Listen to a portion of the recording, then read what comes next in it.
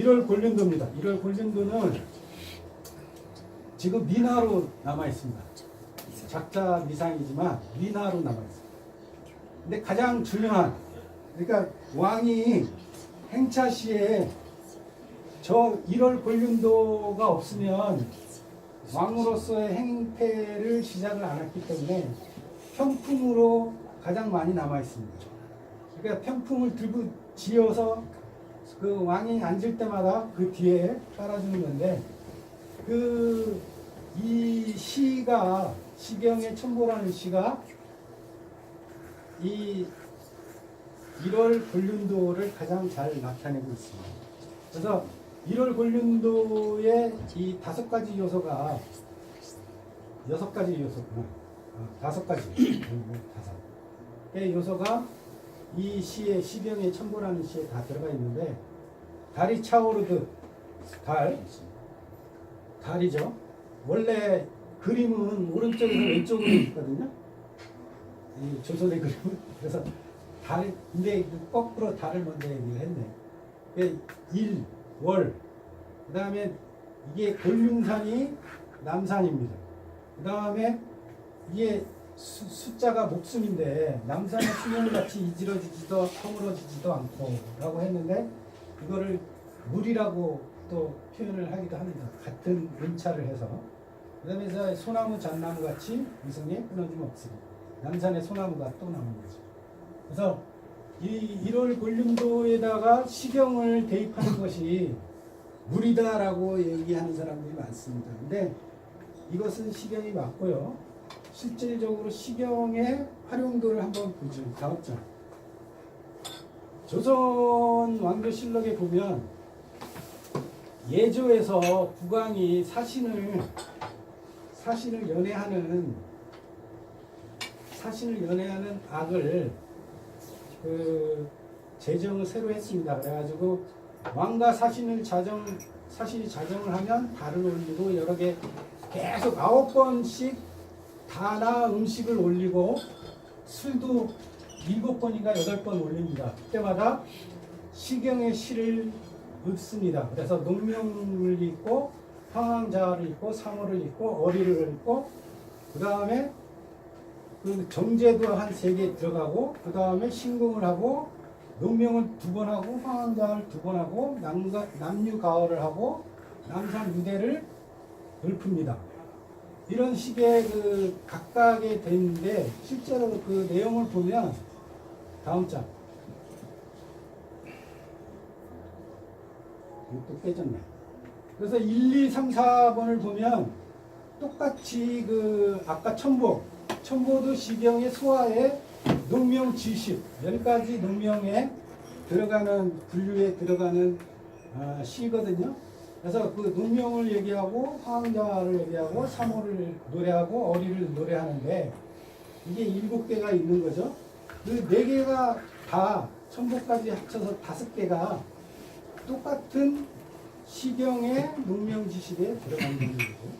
근데 그 내용을 보면, 이 황황자를 보면 그 명나라 사신을 받아들이는 게 아니라 군주가 사신을 파견하는 겁니다. 파견. 그리고 여기 밑에 보면 신궁이라는 거는 시경의 송인데, 왕이 농관, 그러니까 파견되는 사신이 농관도 있는 거예요. 그래서 번농에 힘쓸 것을 분부하는 노래를 불러줍니다. 그래서 이 국왕이 사신을 맞이하는 것은 제국에 있어서 각각의 제국에 사신을 파견을 하거든요.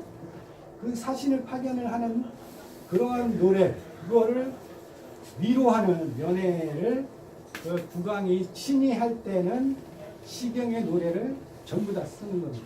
근데 국왕뿐만 아니라 종친이 할 때도, 주관할 때도 그렇고, 의정부가 주관할 때도 이 사신 또는 무관 사신도 마찬가지로 시경을 다 줄줄이 합니다. 이거는 중국이나 베트남, 일본에도 없는 것들이에요. 전부 그 시경을 사용을 하고, 특히 1월 곤륜도를 갖는 거는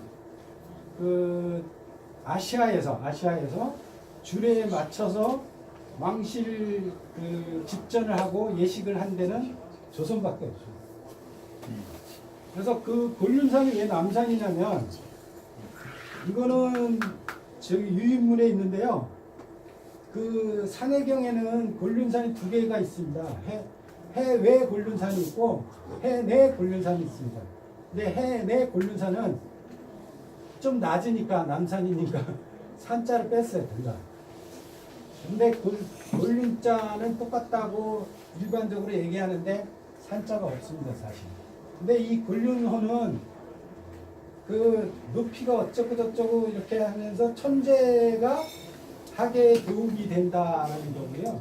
그게 남산이고 이곳은 동의의 예가 아니면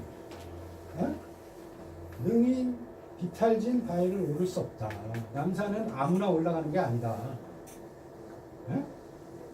그래 이게 실제로는 한자로는 인, 어진, 예가 아니면 근데 예는 활의 명인이거든요. 그리고 요의 구하예요. 그래서 요의 명령을 따르는 사람이 순임금밖에 없거든요. 그게 동의의 대군장을 뜻하는 것이라고 했기 때문에 순임금이 결국엔 인예가 되는 거고 순임금의 인예는 남산의 그 천재의 하계의 도움이라고 얘기를 하는 거고 실제로 그 맹자가 순임금을 얘기를 하기를 순임금은 제풍에서 태어나고 부하로 온 것이며 명주에서 돌아가셨으니 동이 사람이다 하고 그 맹자 집주 1장 1절에 나오는 게 순임금에 대한 내용입니다. 그래서 곤륜사는 해내 곤륜사는 그 1월 곤륜도에 나오는 곤륜사는 순임금의 남산이다 라고 제가 제목을 잡아봤습니다. 실제로 이제 화성 능행 반차도에서 보면 그 정조대왕이 이렇게 반차도를 의궤로 남겼는데 이게 대단한 보물이라고 정확하게 파악한 그 병인장의 프랑스 그 나폴레옹 3세 군대는 세계 최강이었는데 그때 당시 이거를 제일 먼저 훔쳐간 거죠. 얘네들 눈덩이도 많이 훔쳐갔지만 이 의궤가 이 조선이 갖고 있는 책 중에서 가장 소중한 책이다라고 눈치채고 갖고 갔는데 반차도에는 임금 행차하는 그 어가에 앞서서 둑하고 용비가 지나갑니다. 근데 이 둑은 당연히 이런 깃발이고 아니 깃봉이고 이 용기가 문제인데요. 용기는 다음 장에서 보시면 황색 바탕에 누른 바탕에 용틀과 구름 모양을 그리는데 하늘에서 내려오는 용 한 마리, 땅에서 하늘로 올라가는 용 두 마리를 꼭 그리는 교룡기가 돼야 됩니다. 그래서 교룡기는 그 청나라 같은 경우는 여유주를 찾고 있는 용 한 마리밖에 못 써요.